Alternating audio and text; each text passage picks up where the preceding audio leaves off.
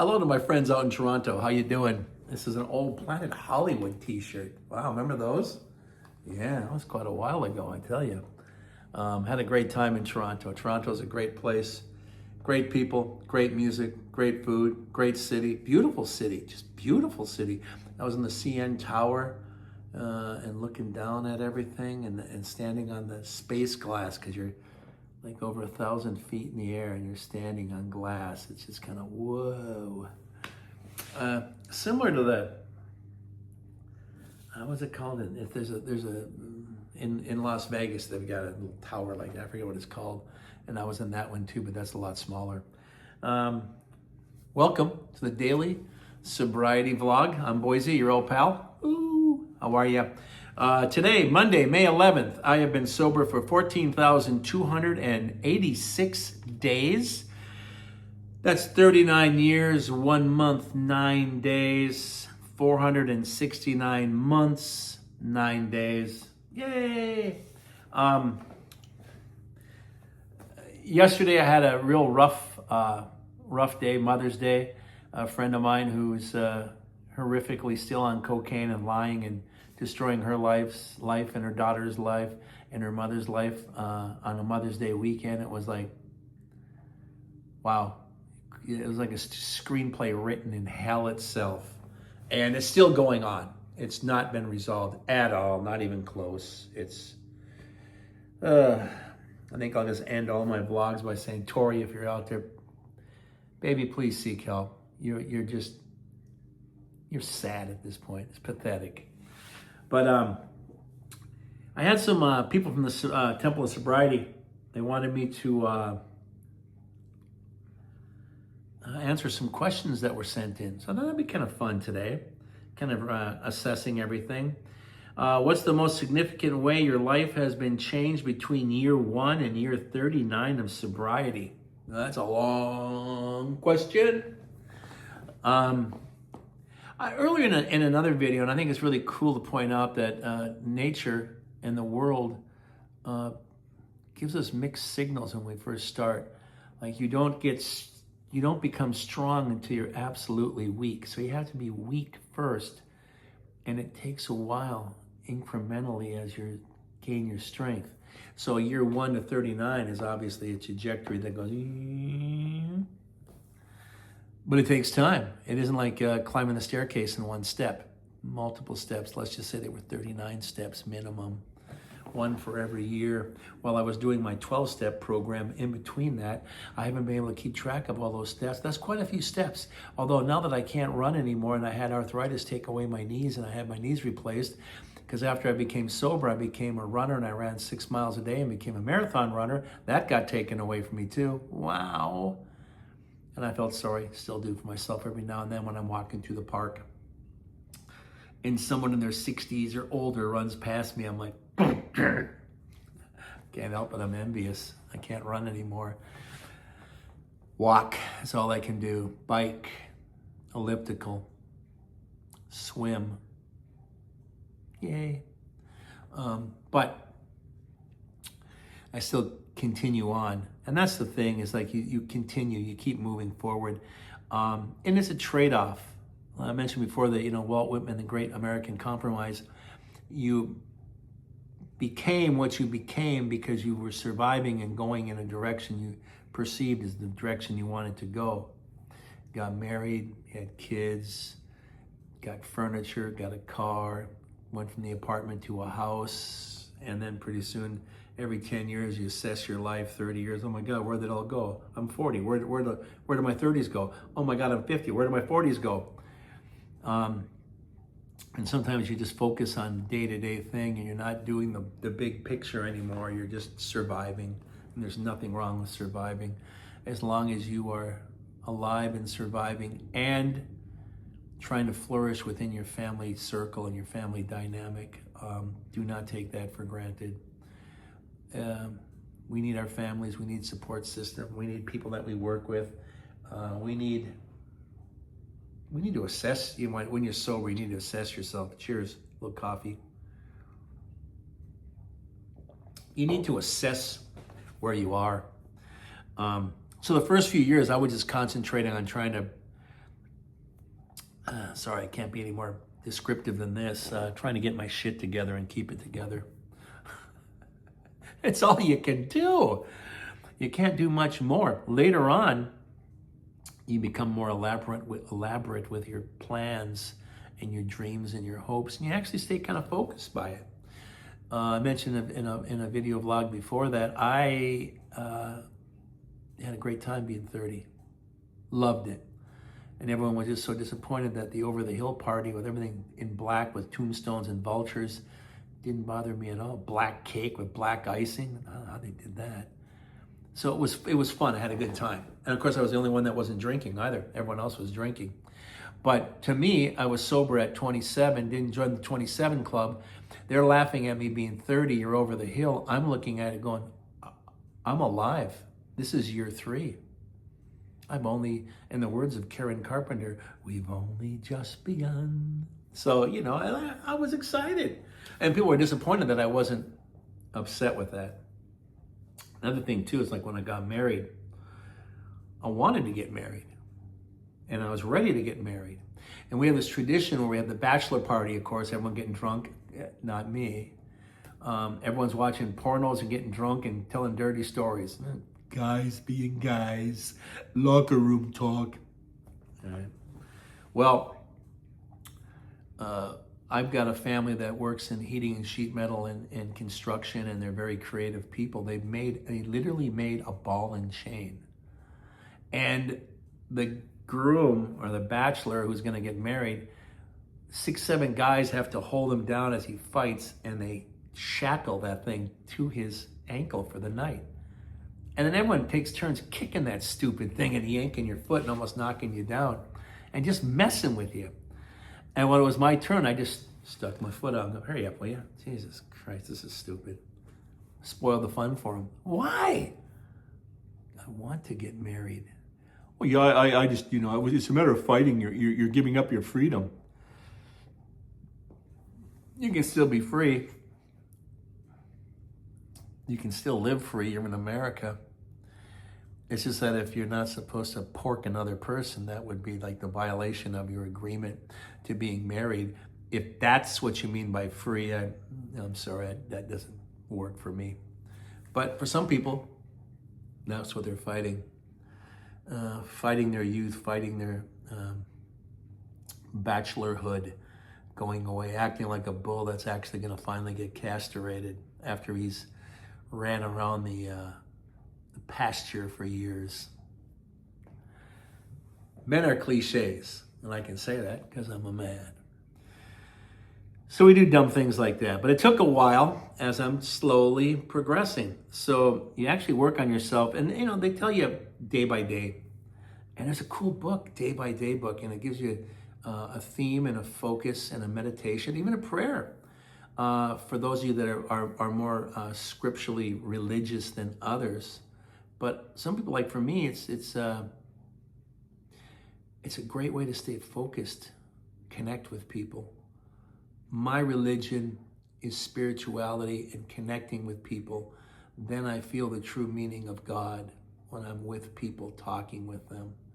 And I experience what they're experiencing through empathy, and they experience what I'm trying to give them through their empathy. And especially if the connection is drug addiction or alcoholism or all that effed up stuff, then all of a sudden, we have a tighter connection.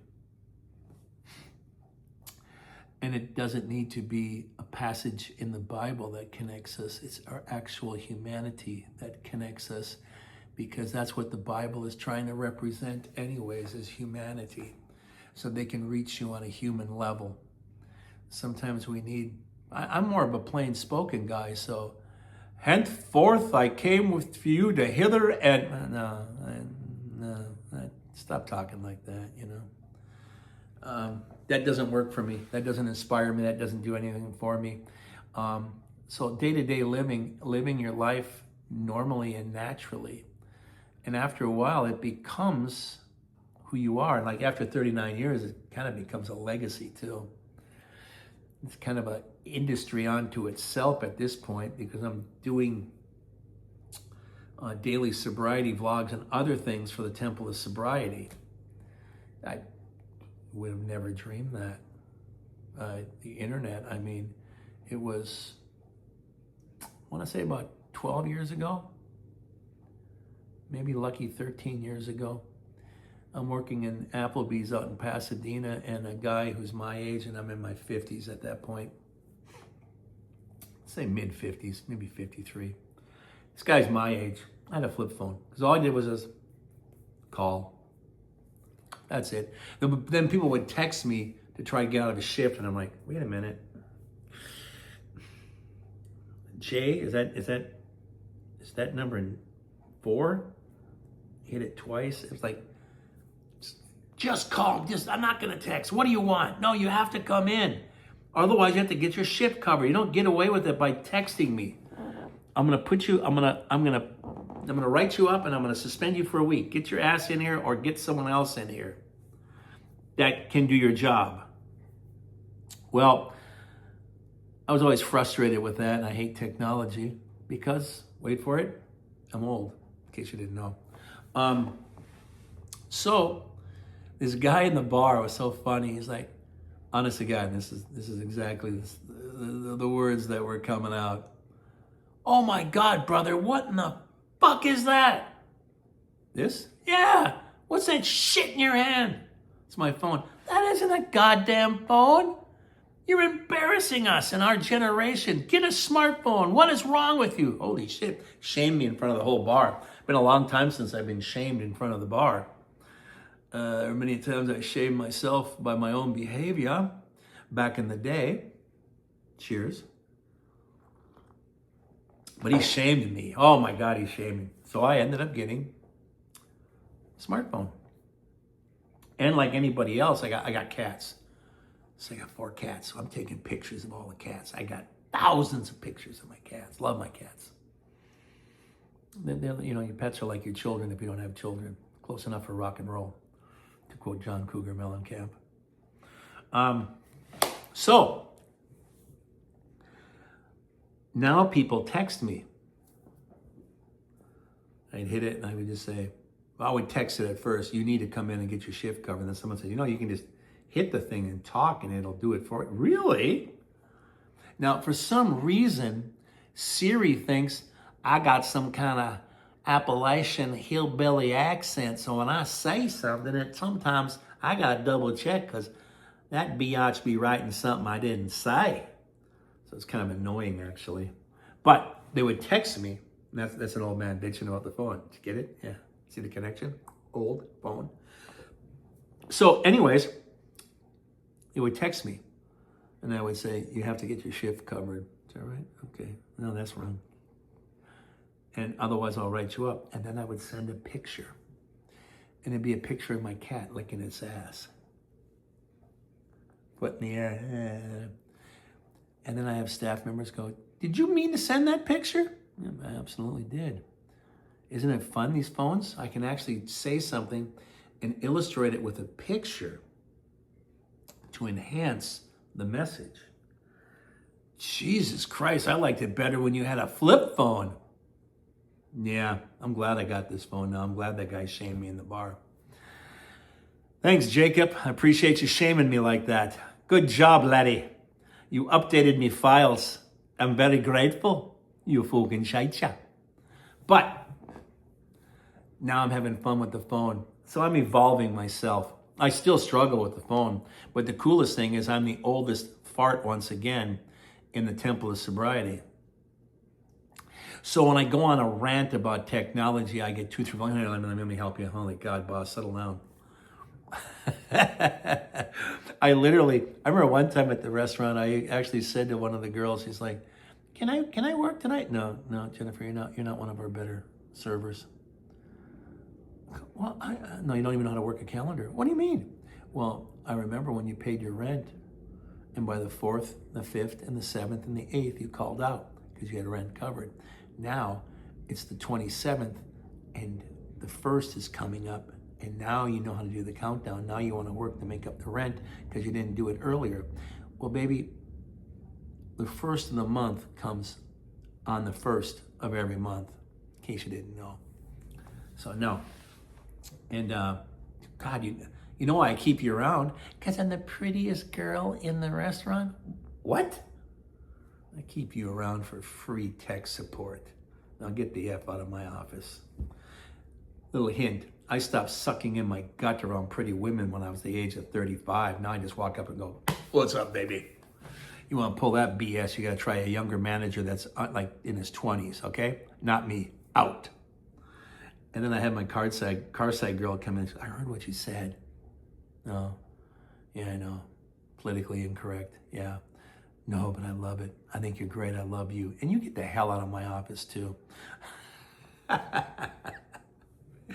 Don't get me wrong. I enjoyed working in a restaurant. I had fun. It was a laugh a minute. No, just like any other restaurant, it can be very challenging, very hard, and it can be very rewarding financially and socially. But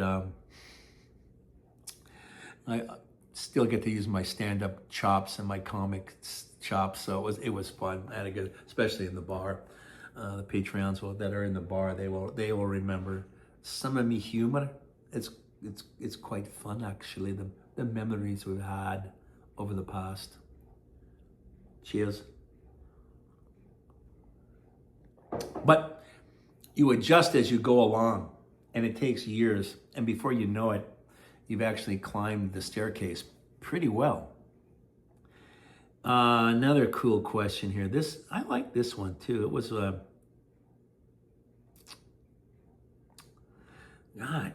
there's quite a few good ones. How do you deal with, or have you evolved in managing life's challenges and stresses without alcohol after all this time? And you do. To me, it's exciting because at first you're really clumsy with it and you don't know if you're doing it right, and you're so fearful that you're going to F it up that it might send you in a death spiral and you'll start doing drugs again. It's actually pretty scary. It'd be like the first time a flying Wallenda stepped out on the high wire act without a net down below.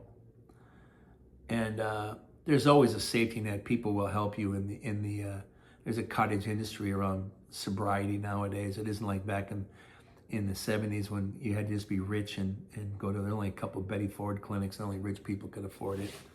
And the younger people and the poorer people just had to fend for themselves.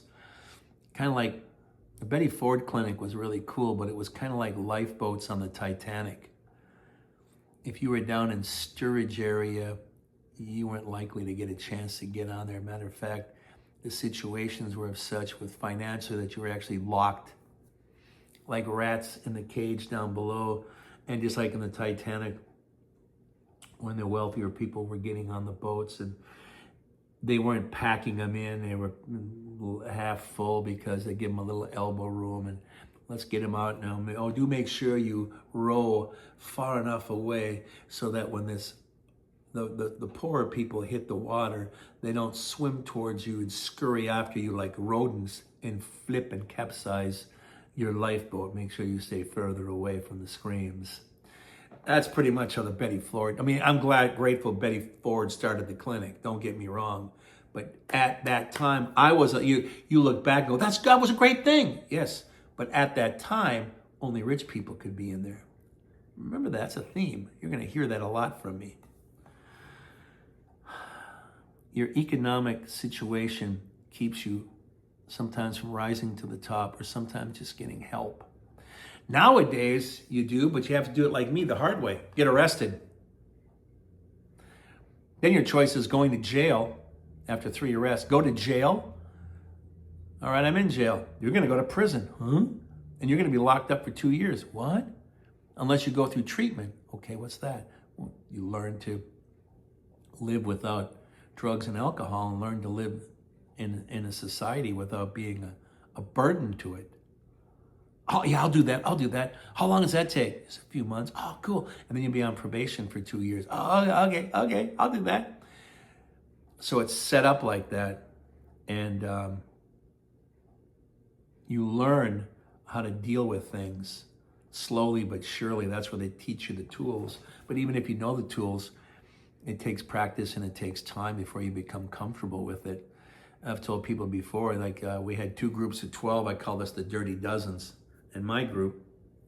And they said when people were getting released, do not come back. I wouldn't want to come back here anyways. I'm like, well, why not? And don't associate with anybody you've been locked up with. What? That doesn't say. No, you're only going to influence each other in bad ways. Well, yeah, but if we're sober, no, but you knew each other from before and you still have those tendencies. And 2, 3 of you can just drive yourself to the bar or drive yourself to a friend's house and it's an 8-ball weekend all over again. Some truth to that. So that, you learn. And of course, me, I do it the hard way, so I don't expect people to do it like the way I did. I went back to see friends. And I found out the first year that 3 of the guys had, close to a year later, another guy, but 4 guys had killed themselves out of my Dirty Dozen within less than a year, 14 months, 13 months. And one of the guys I was the closest with, him and another guy who was a musician, we bonded over music, of course, obviously with me. But this guy, he liked comedy and he found me humorous and inspiring and vice versa. I liked him as well. And I went back to go see him, and his wife told me that he had shot himself a month before in the kitchen. So sometimes they're right, you shouldn't go back, but I had to because I don't listen to authority. I have a real problem with authority. And I think that's a common theme for those of us who have been locked up. Otherwise, it wouldn't be locked up, right? Am I right? Cheers. But he woke up, said to his wife, I'm gonna make breakfast. You want breakfast, honey? Yeah. So he's going in there, gonna make eggs and toast and bring it to her and breakfast in bed. And 10, 15 minutes later, she's wondering, she should be almost ready. And then she hears a gunshot. She runs in and finds out he was sitting at the table and just shot himself in the temple. Hell of a breakfast in bed, isn't it? But when people are desperate, they do desperate things. And he obviously, even though he went to the same treatment program as I did, there was still some shadow of doubt that he was not uncovering. There were still some things that were bothering him. One of them I knew for sure. He was drinking with his brother, went to the liquor store. It was 3 miles away, just gonna go there and come back. Drinking in his brother's garage, having a good time. He didn't feel like he was that drunk, but a little tipsy in there, having a good time. So he took off, and then his brother had 2 boys and a girl. The kids wanna come with you. I'll put them in the car, let's go. Well, I'm gonna stay in the garage, I'll wait for you. Goes to the liquor store, gets it, comes back. First he said it was a squirrely Dodge, then he said it was a cat. I think he just wasn't paying attention and he had been drinking. He ended up in the ditch and he rolled the car. And it was a hot summer day and the windows were open and the kids were not in the safety belts. And the car flipped and his niece flew out of the car and the car rolled on top of her and killed her. And he had to live with that. And I remember him getting upset, and we're in the circle, he was crying, and he was on the floor just in the fetal position, just tormented. And I said, you're gonna make it, man. It's not easy. And even I knew I wasn't that good of a fucking actor. I thought to myself, holy fuck, he ain't gonna make it. Look at how bad off he is. And he's got the guilt of killing his niece, which was his favorite niece and nephews that he had in his family. The next generation, that was his favorite, and he killed her. And had a hard time talking to his brother. His sister-in-law hated him. His wife was upset, didn't know how to really deal with it, and didn't want to talk about it. So he shot himself. That way he didn't have to carry the guilt or talk to anybody about it. Because even if he felt he went through treatment or even went to a psychiatrist, he'd still have to face those people every day. And every time he saw those people, he would think of the niece he killed. So it was a death spiral that he was in from the get-go, and I could see it plain as day, just like watching dominoes drop. But I didn't want to be the one to say, yeah, you're right, man, here's a bullet. I just tried my best to keep him alive. I was basically, at that point, I said to myself, man, sometimes you're just there for life support. They're gonna die, but put you just there for life support and hope they can pull out of the death spiral. And most of us do, but not all of us do. It's like people that go to war, you want them all back, but a lot of them don't come back. There's nothing you can do about that. You just have to live with the consequences that remain. So as you're learning, you develop skills that you're taught, the basics, and you get a little more comfortable with it, and it becomes empowering. So I actually get empowered by it, and I feel really good. It's kind of a runner's high for me. I like when I'm able to take care of the emotional baggage that's inside of me and rearrange the as I say, rearrange the deck chairs on my personal Titanic. Let's see if I get this right this time. But so far, so good. And it's rewarding. It makes me feel good. And sometimes people will find out about it and go, man, I heard what you went through. You're still sober. God, dude, that's effing awesome. Thanks. That's really cool you say. That's cool you acknowledge it. But I also get motivation from, what the hell is that in your hand? That ain't a phone, brother. God damn it, you're embarrassing us all. That also motivated me too.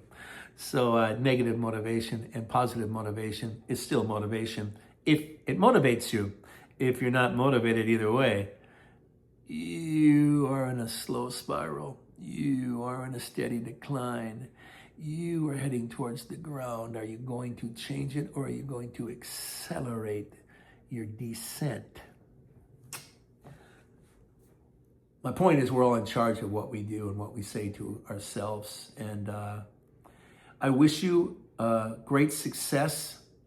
I hope that your sobriety, whether it's the first day, the first year, the first 5 years, 10 years, 15 years, 20, 25, 30, 35, 39th year, 40th year.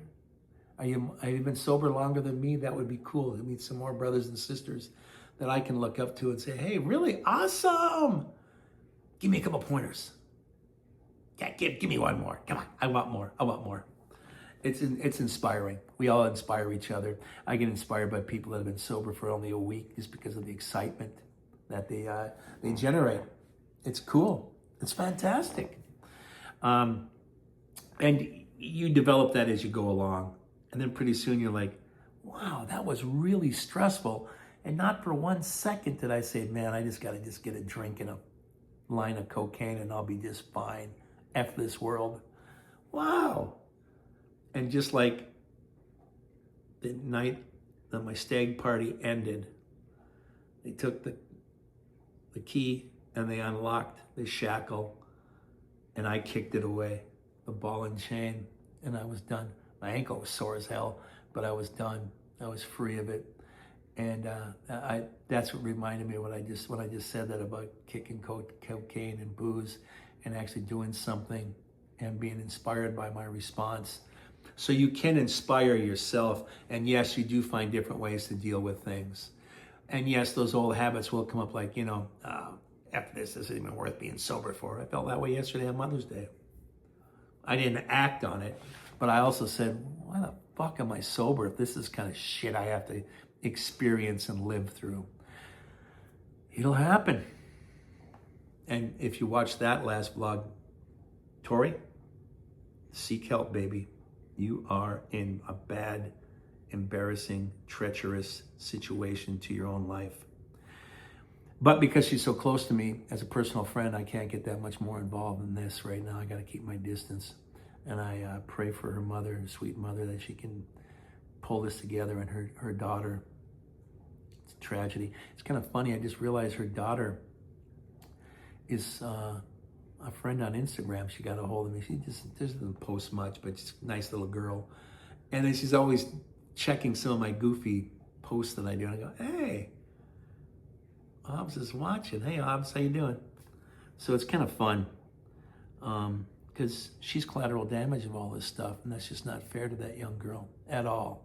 Not fair at all when mommy and daddy are complete fuck-ups. Got to do the drugs, got to do the booze, more important. No, it's not. Your child's more important, for God's sakes. But sometimes people never learn. Sometimes it takes them longer to learn. Sometimes, like Tori, doing her best as a young teenage mother. She was just vital and vibrant, and she just did the best she could. She poured everything into her daughter. She worked hard. She worked her way up in the restaurant. She was really a stellar person, plus an employee. And then decided, well, I make $300, $400 a night. Let's pretend we're rock stars and rap stars like Cardi B. Let's go party and listen to some rap and rock and roll. What? Well, I lost my youth. Oh my God, here we go again. So, it's out there. And she's obviously not dealing with stressful things correctly at all. Not even close. Her thoughts, if they blew up like a grenade, we'd all be safe as long as we were standing on the point. Yeah, violent little metaphor, right? During our times of war in Iran. Anyways, it's a military conflict, skirmish. Someone just farted in the wind. It wasn't a war. Someone just lifted a cheek. It was the one cheek sneak. See, even politicians use words to confuse you from the point. My words are direct. Thank you for joining us. Thank you, Venmo. Thank you, Cash App. Thank you, Patreon. Thank you very much for our outreach program. We really appreciate it. Buy me a coffee. Ding, ding, ding, chime. Thank you all. Your time is important. Thank you for spending it with me. I hope it finds you sober. I hope it finds you going in the correct direction.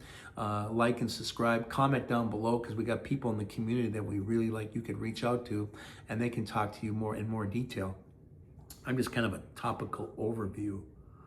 And then when I get questions on the phone and they send it to me, then I'll answer them. But even then, when you answer a question from year 1 to year 39, that's a lot of ground in between. That I could do a video every day for every 39 videos for every year, and I still wouldn't cover what happened in between those years. A lot of days in between those years. They're all the same, 365, some one day more, some less, every 4 years. I believe it's called leap year, but you know what I'm getting at.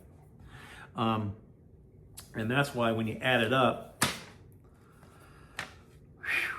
it's kind of breathtaking. Because today is Monday, May 11th. I've been sober for 14,286 days. The days do add up. 39 years, 1 month, 9 days. 469 months, 9 days. See, it adds up. But thank you. In the words of Ringo, peace and love, everybody. Peace and love. I appreciate you being here with us. I appreciate you supporting us. I appreciate you spending your time with me. It does mean a lot to me. And I'm glad I can help people the best I can. And I just leave you with, I love you. Have a great day. Have a great sobriety kind of day. Would you please share some love with someone else, especially a stranger. Just look them in the eye and go, hey, how you doing today? Surprise them with a smile. You'd be amazed what that would even do. You don't have to even be very talkative. Thank you. Love you. Bye.